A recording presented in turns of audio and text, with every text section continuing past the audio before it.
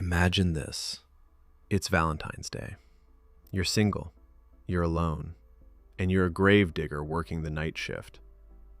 Sounds depressing, right? Well, it gets worse.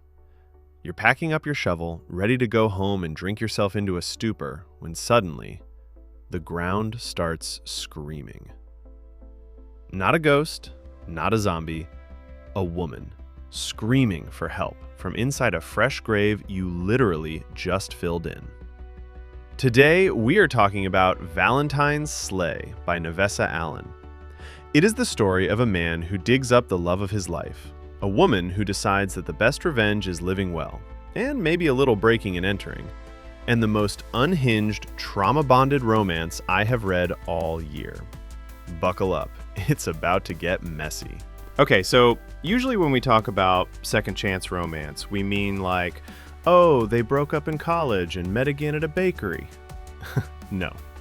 In this book, second chance means she literally died, was buried, and got a second chance at breathing oxygen. This is a novella, which means it's short, punchy, and wastes absolutely zero time. It was part of a Valentine's collection, but honestly, it stands on its own as a masterclass in dark humor and instant obsession. The main character is Noah Evans. He's a big, burly, solitary gravedigger who has been in love with the popular girl Emma Miller since high school. But he never made a move because he's the creepy graveyard kid, and she was the prom queen who married the town's golden boy doctor, Beau Broadturn. But as we all know, the golden boys are usually the sociopaths. If you like your romances sweet, this isn't for you. But if you like your romances with a side of attempted murder and a shovel, you are in the right place. So the story opens with Noah in the Thibodeau graveyard. He's annoyed because he hears moaning. Now, usually, moaning in a graveyard on Valentine's Day means teenagers are celebrating behind a tombstone. But then the moan turns into a scream, and Noah realizes it's coming from under the dirt. Specifically, it's coming from the grave of Emma Broadturn, the woman he helped bury 2 days ago. Now, Noah is a good guy. He doesn't run away. He grabs his shovel, he grabs an excavator, and he starts digging like a man possessed. And this scene, it's genuinely tense, but also kind of funny. Because while he's digging, he's talking to her through the dirt to keep her calm. He's like, "I'm gonna get you out," and she's screaming, "Don't hit me with the shovel!" It's chaotic. He finally cracks the coffin lid, and there she is, Emma, alive, dirty, terrified, and looking at Noah like he's an angel sent from above. Here's the kicker. She tells him not to call 911. Why? Because her husband, Beau, is the one who put her there, and Beau's brother is the sheriff. If she goes to the cops, Beau finishes the job. So Noah does what any ride-or-die gravedigger would do.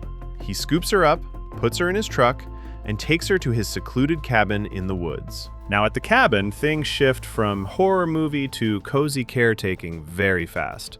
Emma is weak. She's been in a coma for days before being buried. She's starving. And Noah, bless his heart, he's trying his best. He realizes she can't eat solid food yet.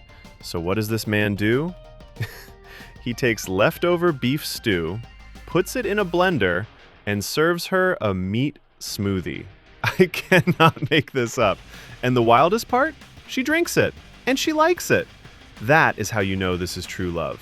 If you can drink a liquefied pot roast in front of a man and he still looks at you with hard eyes, marry him.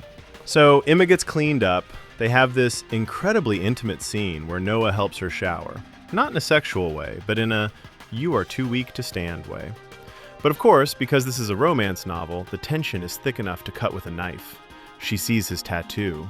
He sees, well, everything. And suddenly, the fact that she was in a coffin 2 hours ago feels very far away. They end up in Noah's bedroom. He has a skylight. And there's this beautiful detail. There are 2 comets in the sky called the star-crossed lovers that are meeting for the first time in decades. It's a little on the nose, but I love it. It's fate, guys. And this is where the trauma bond hits hard. Emma realizes that for the last 10 years, Her husband Bo has been gaslighting her, isolating her, and making her feel small. She thought she was sick and dying, but she realizes Bo was likely poisoning her. She feels more alive now, having just clawed her way out of death than she did in her entire marriage. And she wants to celebrate being alive with Noah. I won't get into the explicit details because we want to stay monetized, but let's just say Noah has been pinning for this woman for a decade, and he does not waste his shot. It is efficient. It is enthusiastic. And it heals something in both of them. The next morning, the post-resurrection glow wears off, and they need a plan. Emma wants revenge, or at least justice. She suspects Bo took out a massive life insurance policy on her to cover his gambling debts and spending. That's the motive. But they need proof. So, what do?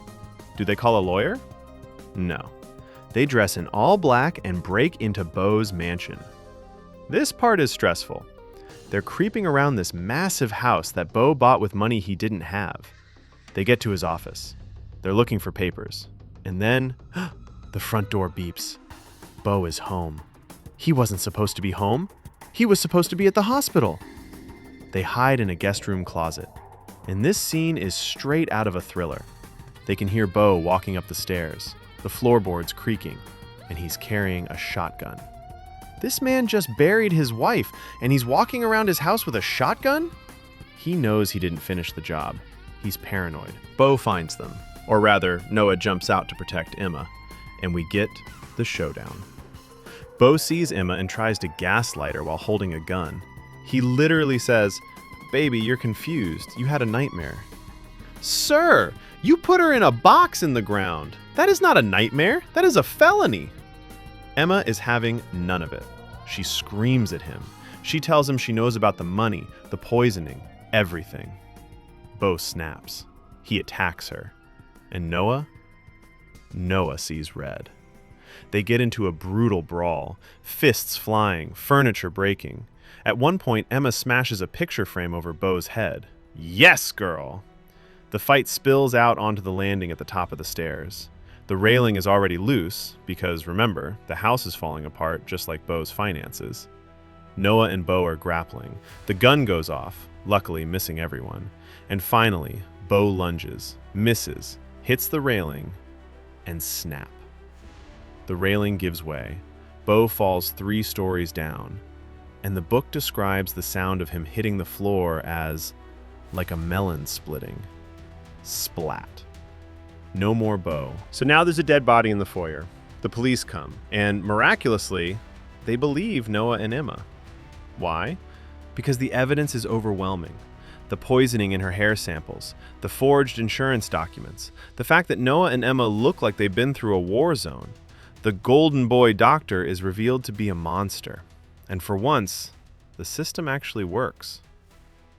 The book ends with an epilogue 1 year later, and it is the serotonin boost we all deserve.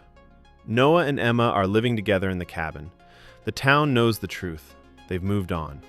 But the best part?